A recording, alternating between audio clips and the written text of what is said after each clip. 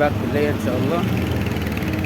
يعني فلوج كده يعني متنوع، يعني مش عارفين هنعمل فيه ايه، بس ايزي يعني هنصور لكم اي حاجة تيجي قدامنا، اي حاجة. طبعا زي ما بقول لك دايما متنساش لايك سبسكرايب على تحت. هو ده اللي انت فالح فيه، تلوكلوك، انما تشتغل مفيش شغل.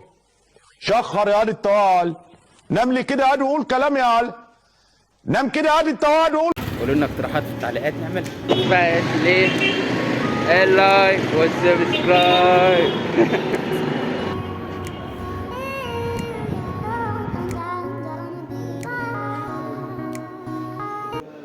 ايه القرف ده يا جدعان، في ايه؟ ماشي يابا ماشي، احلى مسا عليك. لسه مخلصين صلاة دلوقتي، بس وسط البلد ان شاء الله. حاجات مشروع، اسيب لكم شكل المشروع هنا اللي احنا هنعمله ان شاء الله يعني. بس مش عارف، مش باين، بس قشطة يعني. نفتح الكاميرا ما بنعملش اي حاجة، نشوف بقى اي حاجة كده قدامنا بنعملها. اوكي قشطة بس.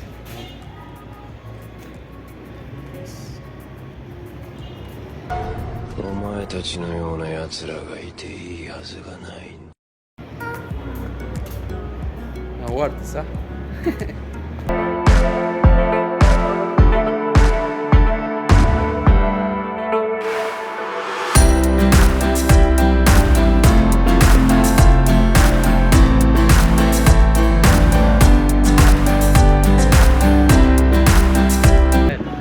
طبعا دلوقتي ايه بقى، كنا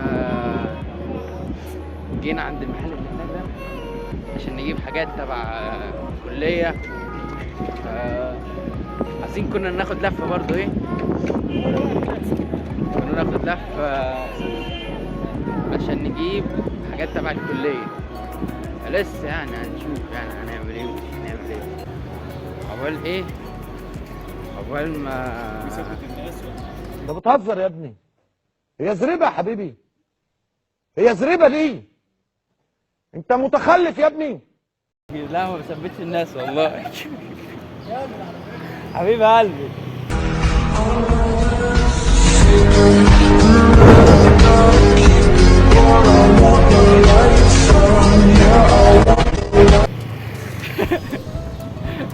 بيقول لي بتثبت الناس ولا ايه؟ ما بثبتش الناس يا عم، فلوج عادي يعني.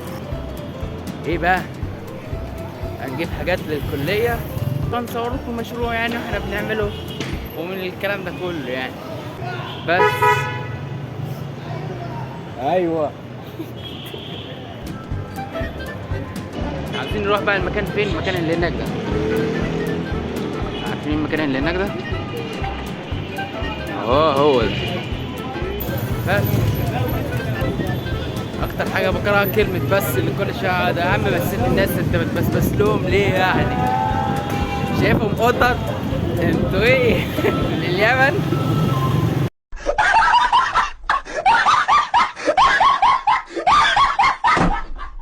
استنى كده،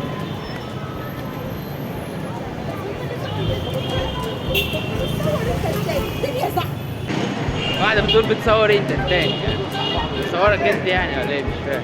استنى ايزي يا مان، ما تاخدش على كلام الناس، بس الكورة في بالك يعني، لانك لو خدت على كلام الناس مش هتعيش. فاهم؟ ليه بقى مش هتعيش؟ انه ادراك الناس دي غاية لا تدرك يعني عامة يعني. فانك هتقنع الناس انك تعمل اللي هم عاوزينه دايما كده، انت مش هتعرف تعيش باي حاجة. ف فكرة ان غاية الناس لا تدرك، انت كل شوية هتقعد تقول فلان بيقول وفلان مش عارف ايه، مش هتستفاد حاجة في الاخر، لان دي حياتك عيشها، عيش تجربتك لنفسك انت، ما تعيش لحد. وبعد كلام الناس بتتعلم منه يعني. ازاي؟ بيكون جارح الى حد ما، بس انت بتتعلم يعني. كل الفكرة انك تتعلم يعني حاجات جديدة. بس. يا اخي انصر دينك، هذا الكلام يا شيخ هذا يا شيخ انا ما عاد اكمل يا شيخ، هذا الكلام اللي دايما داخل دي ليه مثلا يعني خليك دايما ايه، عيش تجربتك وما تقارنش نفسك بحد، ولا انك تخلي مبدأك في الحياة ان فلان مثلا ايه، خلاص يا عم الشرطي، ان فلان ايه مثلا يقول لك ايه ان فلان ناجح وانا ليه مش ناجح وبتاع. ففكرة المقارنات ديت متوصلهاش يعني، ما تخليهاش عندك. ليه؟ ان هو قصته غير قصتك وحياته غير حياتك. خليك دايما شخص مبني حياتك على تجربتك الشخصية، مش اي تجربة اي حد تاني بس، عشان بعد كده انت اللي بتتعلم. ما فكرة ان انت مثلا لو حد برضه حتى لو قالك اعمل واعمل، الكوبي بيست ده مش بينفع في الحياة. لازم ان انت اللي تعمل كت، وان انت اللي تعمل كل حاجة، فاهم؟ فلازم ان انت اللي تكون مبني على تجربة نفسك. انا اقول لكم حاجة قبل كده، والله القصة ديت يعني انا مش بفتخر بيها يعني، بس ايه لعل عسى حد ممكن يتعظ او يقول دايما والله عايش يا رجال ايش هذا يا عم. ايش بقى كنت اخوكم طالب في هندسة والحمد لله يعني بعد كفاح صوت جيت على الكلمة الحلوة. كنت ايه بقى انا؟ كنت يا معلم عندنا امتحان ميد ترم، تقريبا نفتح الاسرار بتاعتنا كلها والجماعة كده هيموتونا حرفيا يعني. كنا عندنا ايه ميد ترم، فالميد ترم ده حكم درجة من 20 صح؟ اي ميد ترم درجة من 20. جبت كام يا معلم؟ 7 من 20. ايه يعني؟ عادي. قلت ايه 27 يا عم، ده انت لو مش عارف اي حاجة هتجيب اي بتنجان. والله 7 من 20 يا رجال. انت راجل كبير بقى، ما تخلناش نقل منك بقى. بس برو ايه حلوة المناظر دي.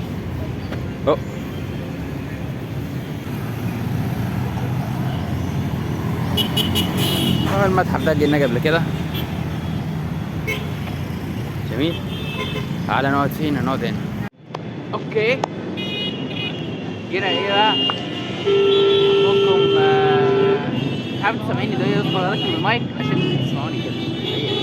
بس فايه كنا وصلنا لحد فين؟ جبت 7 من 20. ده يا رجال 7 من 20 حلو. قلت يلا، انا كنت انا و2 من اصحابي، 2 من اصحابي عارفين نفسهم. فقالوا لنا طيب يلا نروح للدكتور نديله اي كلمتين ولا حاجه يمكن يرضى، ولا يعني هنحاول معاه يعني يعمل لنا اي مشروع اي حاجه نعلى بيها درجات ولا اي الكلام ده كله. الفكره مش فكره انك عاوز درجات ولا بتاع، الفكره فكره انك حتى لازم تحاول. انت لازم في حياتك تحاول مهما كان، وانت ما فيش حاجه غير كده انك لازم تحاول. فانت بتعمل ايه يا معلم؟ او احنا عملنا ايه؟ قلنا نروح ندي كلمتين للدكتور. تمام. رحنا دخلنا كده للدكتور، فقالوا لنا طيب تمام ماشي اديكم امتحان و5 درجات. قلنا حلو كويس، يعني 5 درجات ده فول اوبشن يا معلم، مش مشكله عادي، مش بطال يعني، مش هيخسر في اي حاجه. قلنا له خلاص ماشي. قال لي بس بشرط، كان بيوجه لي الكلام ده. قلت له ايه الشرط؟ قال لي لو معرفتش تحله هنقصك -3. خدت الصدمه بقى، خدت ان انا خدت الصدمه. -3 ده انك تنقص 3 صباح الفل، ده احنا جايين نزيد مش جايين ننقص يعني. دي البدايه، دي لسه احنا بنسخن. حد يقول لهم ان احنا لسه بنسخن، قول لهم ان احنا بنسخن. احلى مسا عليك. تحية الدكتور. اخويا عمود كردنجي، اخويا سندال منطق، اخويا اللي بحب، اخويا عموم وحرق دم عشان ما يشلاش المادة. حلو. الحمد لله عديناها يعني، بس هو دكتور في الكلية. ف يعني يا رب يشوف الفيديو ده.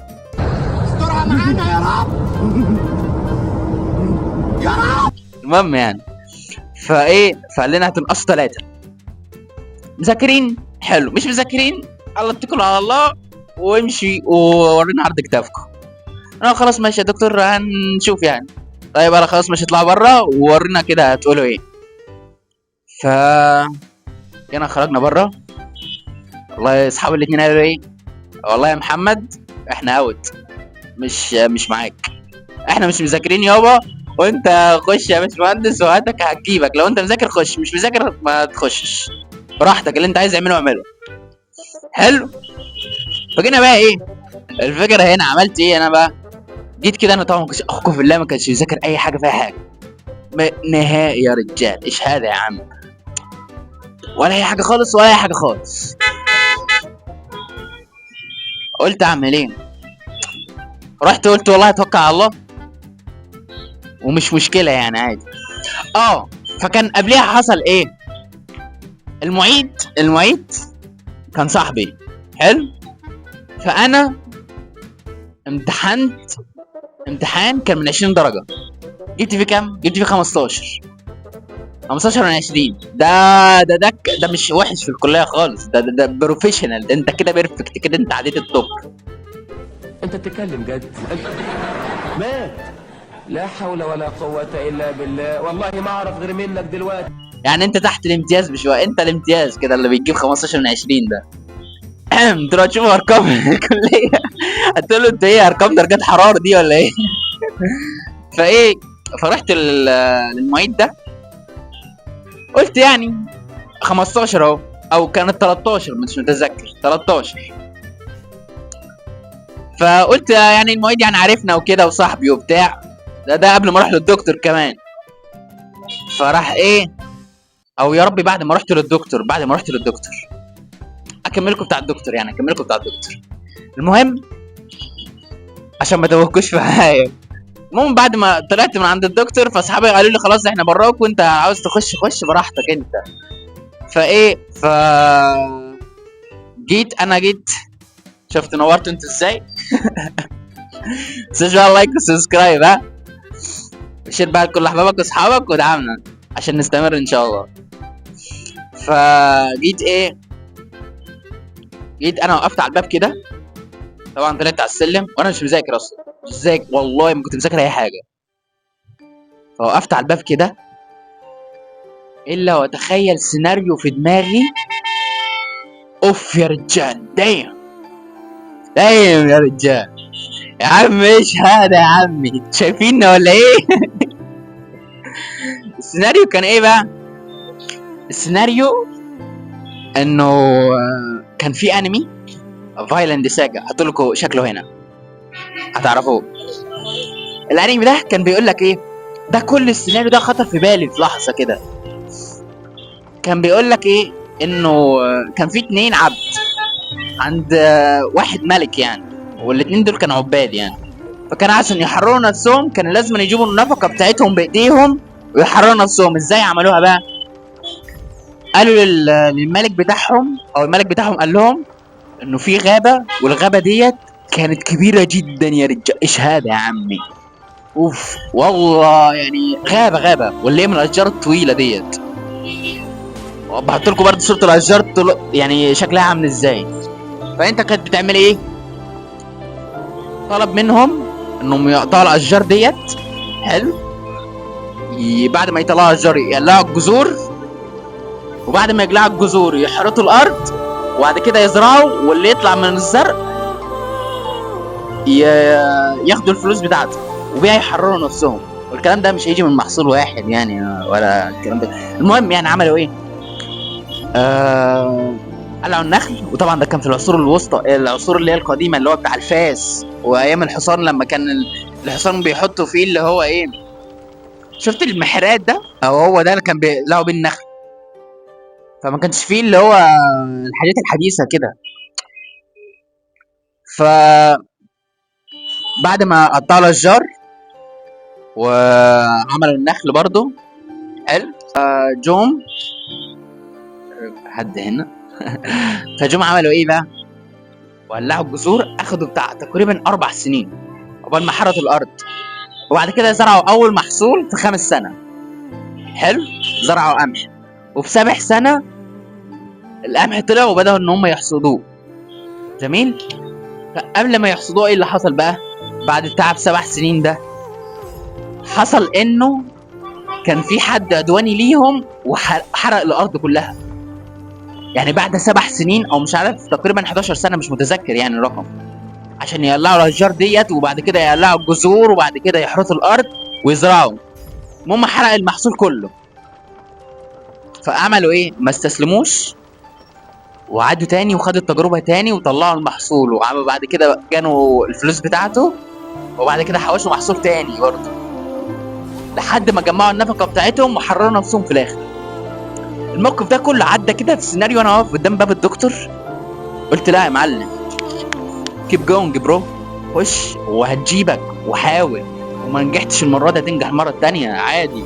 انت محمد وهتقدر في كل حاجة، هو عادي ان انت برضه فاشل في حاجة هتقدر برضه تاني، انت تستطيع يا عم. فده يقول لك انك ما توقفش وتوكل على الله. من توكل على الله فهو حسبه. اي حاجة في حياتك توكل على الله بس. حلو. وبعد كده ايه حصل ايه بقى؟ اول ما دخلت كده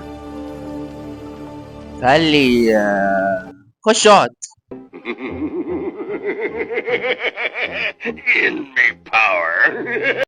قعدت كده جنبيه على المكتب، فجاب لي امتحان. يا نهار ابيض على الامتحان يا رجل. كان امتحان من 2017.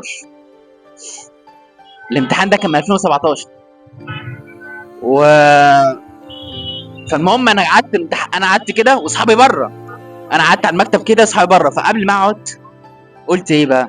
يا رب والله يا رب، انا بص مش عارف اي حاجه يا رب، فيا رب لقني من عندك. توكل على ربك وثق في ربك تمام الثقه يا رجل. ده واحد يوم القيامه كان خلاص ربنا يعني قالوا له خدونا النار، فبيتلفت فقال ردوه. فلما ردوه قال علامة التلفت أظلمتك شيئا؟ قال لا. قال ظلمتك ملائكة شيئا؟ قال لا. قال علامة التلفت؟ قال يا رب ما كان ظني بك هكذا في الدنيا. يعني يا رب انا كنت عارف انك مش هتعذبني، او كنت بظن بك انك مش هتعذبني، فلازم تحسن ظنك بربنا. والله دي ربنا يا رجال. ايش الله جميل يا رجل والله يا رجال. صلى على النبي واذكر ربنا في التعليقات. اوكي. فالمهم قعدت كده وسبحان الله لا اراديا والله بكتب حاجات انا مش عارف انا بكتب ايه. المهم اصحابي اول ما شافوني كده بيبصوا من الازاز كده بتاع الباب، ايه ده الواد ده بيكتب ولا ايه؟ انت بتعمل ايه يا ابني؟ وانت بتكذب علينا يعني؟ كنت مذاكر ولا مش مذاكر ولا بتعمل ايه؟ المهم راح قالوا هنخش. هم دخلوا كده ايه انتوا ايه اللي دخلكم؟ قالوا احنا هنمتحن زي محمد. طيب ماشي اقعد. المهم جاب لهم امتحان بتاع 2023 او 2020 حاجه زي كده. فقعدوا امتحنوا، فانا خلصت تقريبا في نص ساعه. ورحت بعلم للدكتور، قال لي بقول لك ايه، خد يا انت وهو. تعالوا هاتوا خلاص يا دكتور لسه تعالوا. المهم قاعد يصحح والحمد لله طلع كله صح. يا ابن اللعيبه. والله تسالني انا اعرف ازاي؟ والله يا رجال ما ادري عنه شيء. ما اعرفش اي حاجه في اي حاجه. فايه جيت لهم، طبعا عندهم غلطات كتير اصلا يعني. فراح قلت له يا دكتور خلاص يا دكتور مشيها لهم. قال له بصوا انا والله ان كنت امشيها لكم فمشيها لكم عشان انا اتعمدت اجيب له اصعب امتحان اصلا يعني. فاوعى تفتكر نفسك هو انت حليت ولا التصرف ده. المهم يعني ايه، فالمهم خدوا 5 درجات ومشينا. حلو. قلت الحمد لله والشكر لك يا رب، وعادي يعني والدنيا تمام. فايه بقى، فحصل انه خلاص بقى كده معاه 5 درجات. انت يعتبر ليك اعمال سنه 60 درجه. حلو. هي لفه شويه بس يعني استحملونا يعني. فاللي حصل ايه، انا طبعا كنت جايب 13. فلما رحت للمعيد زي ما قلت لكم، فقال لي لا انت تنقص درجه عشان انت. قلت له يا باشمهندس يعني انا جاي عشان انزل درجات وانت بتنقصني. فراح قال لي دي ما اعرفش ما اقدرش اعدل فيها. قلت له الحمد لله. ما كترتش معايا يا رجال خالص، ولا قلت له انت تمام، قلت له والله الحمد لله. خلاها 12. فاللي حصل ايه؟ لما رحت اشوف درجات في اخر السنه لقيت اصحابي يرنوا عليا والدفعه كلها مقلوبه. قاعد باكل كده ويقول ايه الله وحده ولا شريك له، له الملك وله الحمد وعلى كل شيء قدير، سبحان الله وبحمده سبحان الله العظيم. واتمنى تكونوا استمتعتوا معنا بالمقطع. متنساش بقى لايك وسبسكرايب لكل اصحابك وبس. جاني ماتريو بيس. لا اصبر